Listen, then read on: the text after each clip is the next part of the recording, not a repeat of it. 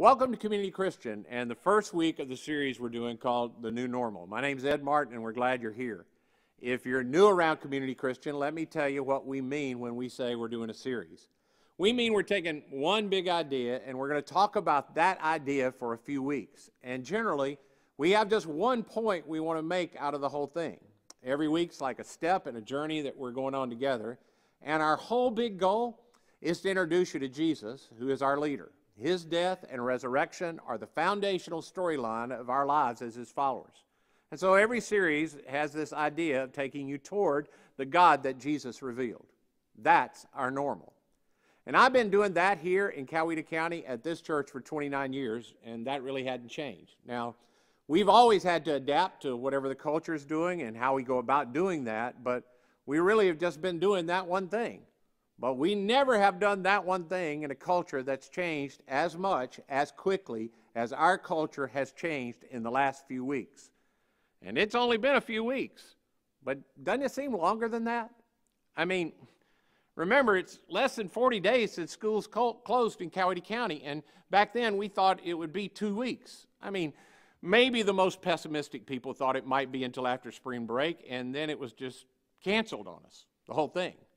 Same was true for some of you at work. Started slowly. Oh, we're going to take a cutback. And then some of you need to take some voluntary time off for a couple of weeks. And then it was shut down in your department. But it won't last. And then it all just closed. I mean, I could go on and still not describe everything that's happened in 4 weeks. And then have you noticed that in recent days, and it's really probably more recent than you realize, people have started telling us that things are never going to go back the way they were before. And then entered this phrase. Here it is. We're going to have a new normal. And as I've talked with people, and people really are willing to talk, and that's a change I like.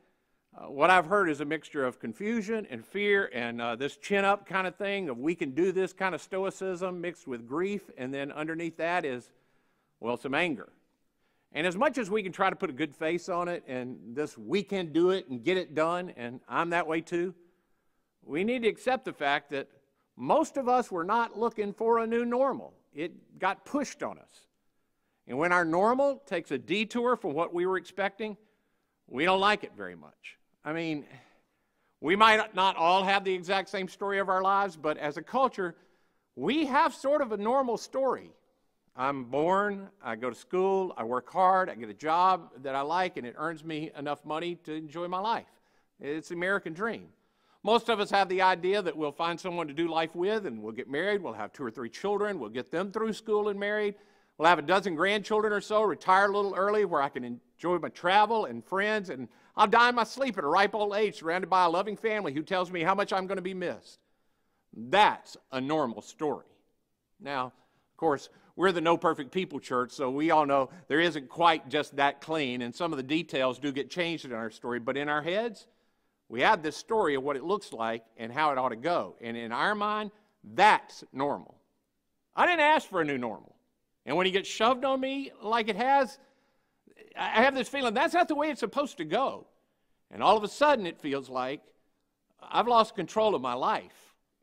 Now, the truth is we've never been completely in control in the first place. We like to think we are, and we spend a lot of time and effort and money to act like we are. And then something happens on an international scale like this, and we're reminded, financially, I'm not in control. And I don't know for sure what my future holds. I mean, something like a virus comes along, and it impacts the health of people. And even if I haven't personally been impacted, in our quiet moments, we think of the people we love and that we would want to help, and we think, oh yeah, I'm not in control of that either.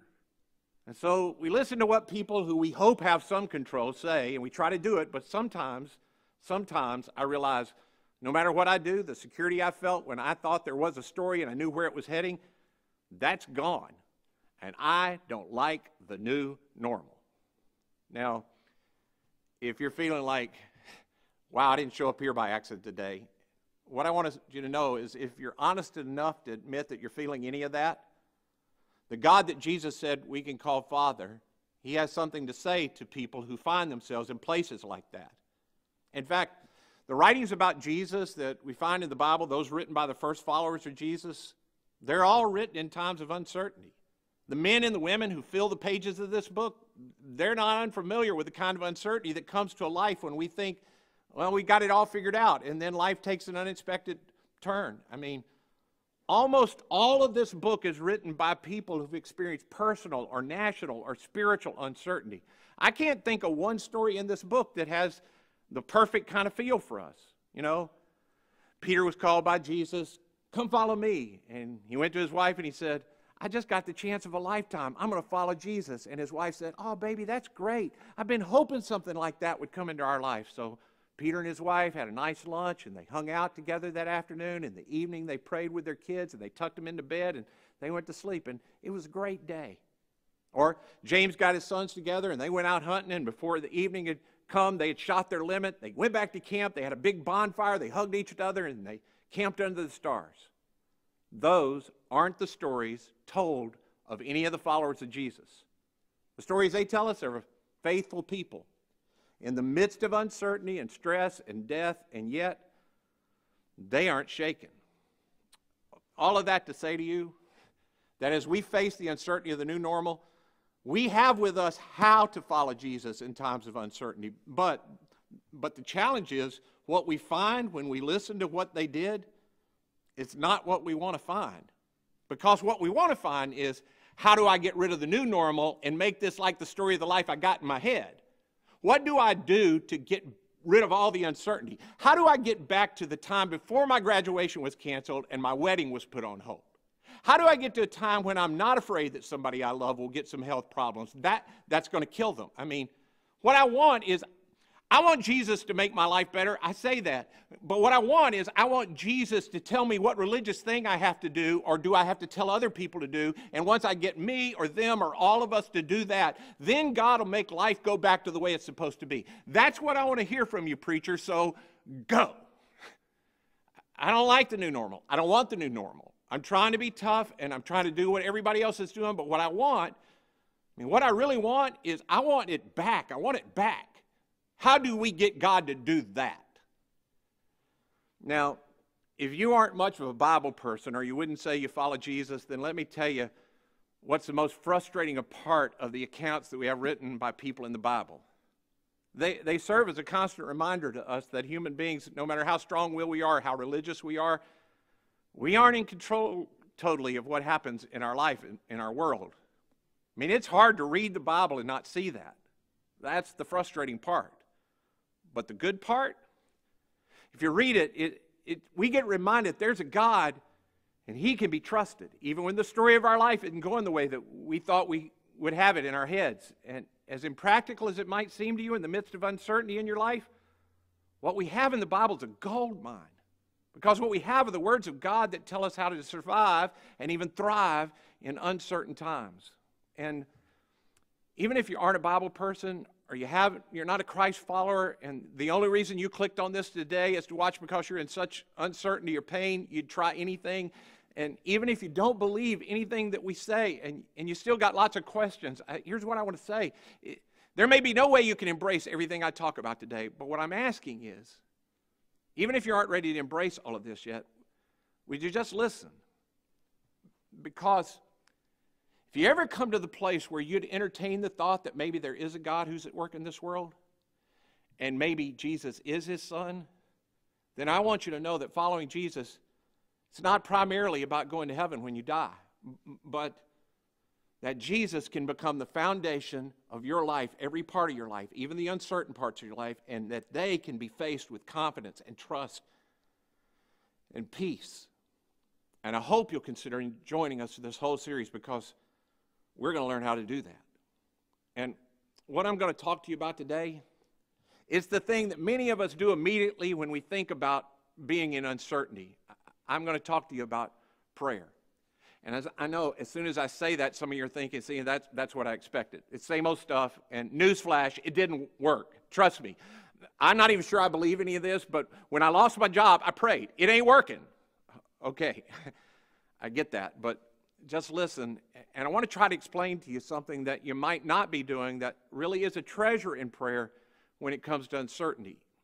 And to get there, We're going to have to look at a part of the Bible written by a follower of Jesus named Paul, and we call it the book of Philippians. Now, it's not really a book. It's more of a short letter that he wrote from prison while thinking he's going to be executed, and he writes to a group of his friends in a town called Philippi. And what I want you to know for sure is that Paul's like you. And what I mean by that, his story didn't go the way he thought it was going to go. See, Paul's a Jewish man who, like some of us, came to follow Jesus after everything we know about Jesus had already happened. So he's not one of the guys who walked with Jesus. He didn't get to hear all the stories or see the miracles, but he had this dramatic change in his life, and he began following Jesus, and he believed that God had called him to go to the whole world to tell people that Jesus was the resurrected Son of God and that they should follow him. And so he's in the Roman Empire, and he gets arrested for stirring up trouble, and he gets thrown into prison, and eventually, because he's a Roman citizen, he appeals his case all the way to the highest court, and he gets taken to Rome. And the emperor of Rome at the time, while he's in prison, is a guy named Nero. And Nero, he tortures Christians as entertainment. Now, the reason it's important for you to know that is because when I read to you in a minute what Paul wrote, your temptation is going to be just to ignore it and say, right, I'm so sure. Hey, Paul, come to my life where I won't have health care in 30 days, and everybody needs health care these days.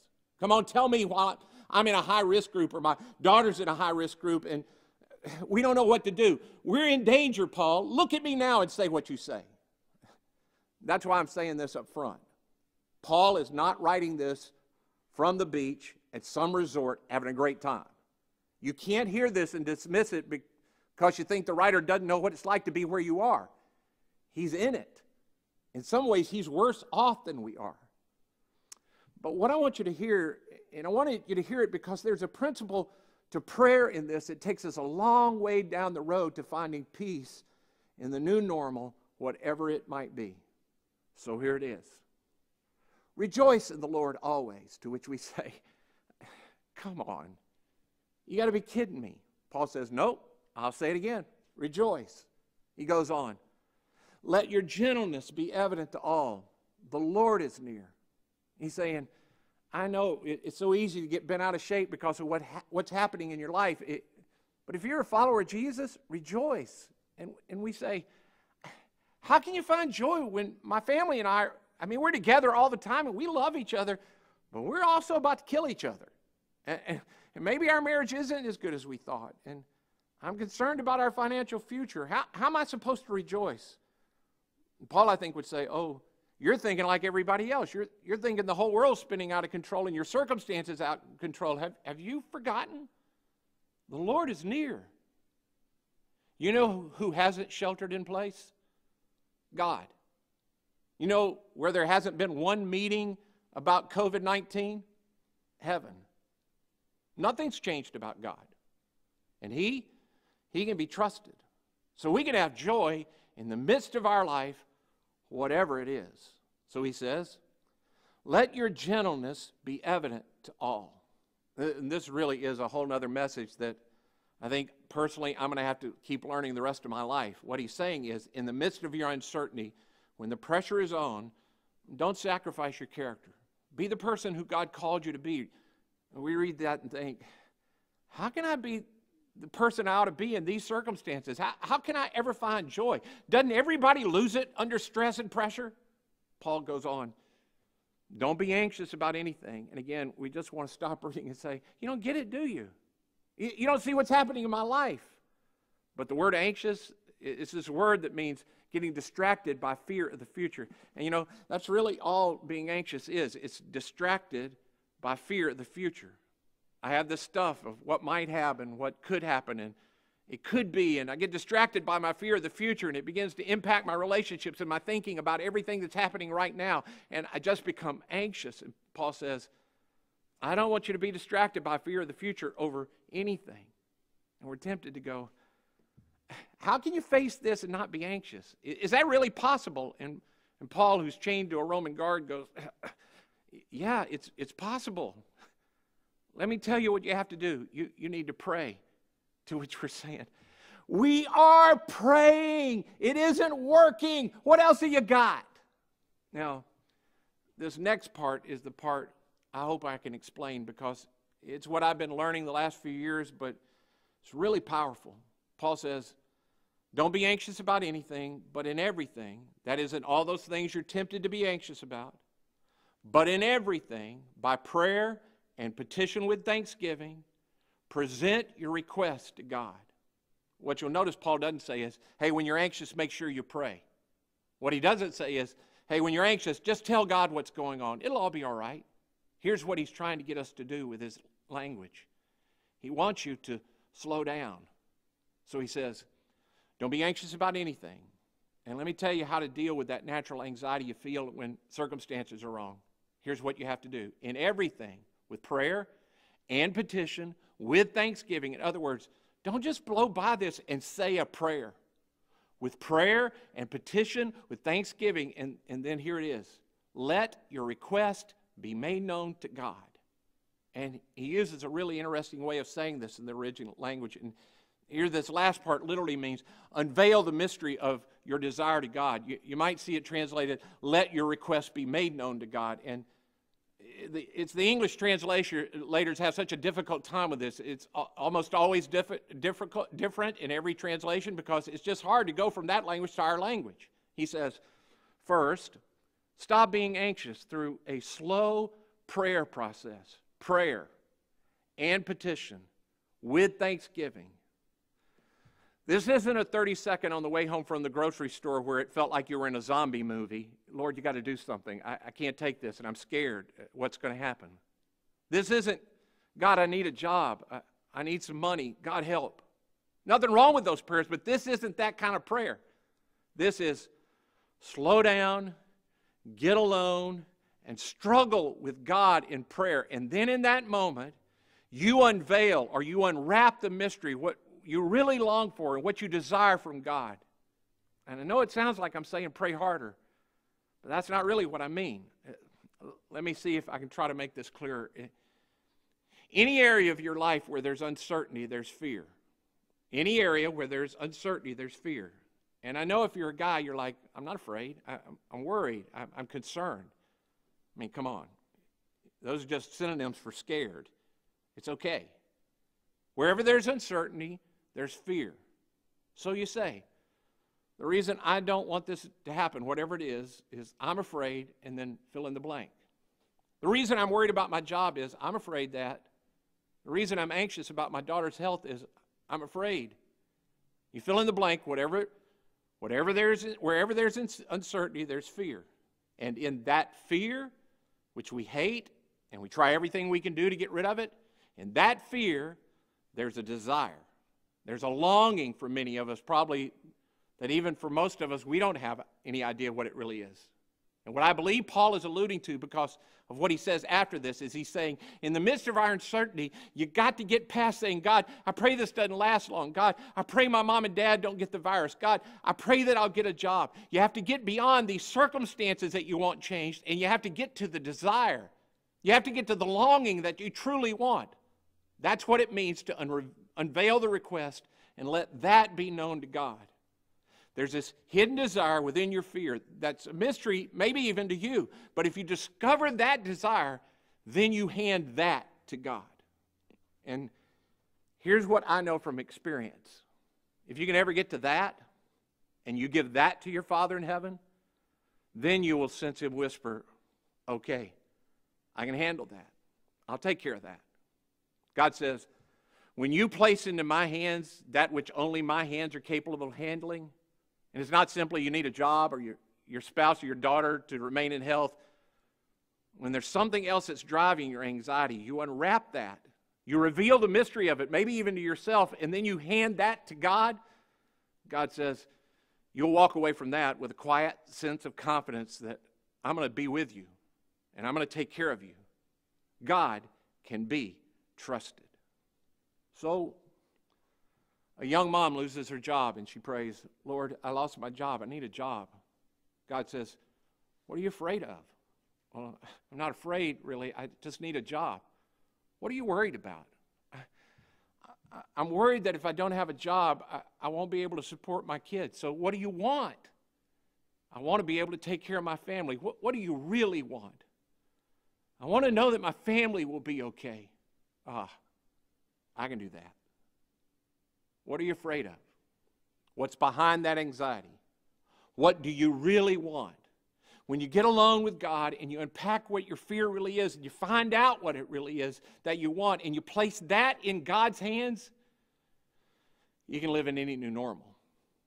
Because here's God's promise to you. Do not be anxious about anything, but in everything, by prayer and petition with thanksgiving, present your request to God, and here it is. The peace of God. That is the peace that comes only from God. You know, the kind of peace that comes not when things are peaceful. I mean, it's not a peace because your circumstances got right, but instead, the peace of God which transcends understanding. And you know what that means? It means it doesn't make any sense. Why are you so peaceful? Something happened I don't know about? No. Things are just as screwed up as they always are. Well, you don't seem worried. I'm not. I have peace. Well, that doesn't make any sense. Yeah, I know. See, the language literally says it surpasses every thought of man. That means there's not going to be any way to explain it. Because peace that's explainable, it's peace that comes when you get the circumstances the way you want them to be. The peace of God is tied to the character and presence of a God who can be trusted. And Paul says, you unpack your fears and you place them in God's hands, what only God can give.